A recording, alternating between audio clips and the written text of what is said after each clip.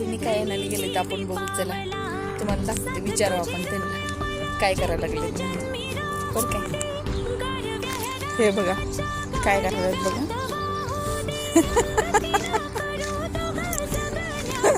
आओ काय करायला आलाय तुम्ही? शेणकूट का गोळा करायला आलाय? कशाला सांगा की. हे बघा शेणकूट गोळा केलाय. तुम्हाला काय वाटतंय कशासाठी केलाय? आज हे बघा गौराईची तयारी केली. बघू आहे काय करते पुढं आपण. गौऱ्या कशासाठी आणल्यात हे तुम्ही ना खाली लिंक दिलेले आहे, डिस्क्रिप्शन बॉक्स दिलेला आहे, त्यामध्ये जाऊन पहा तुम्ही.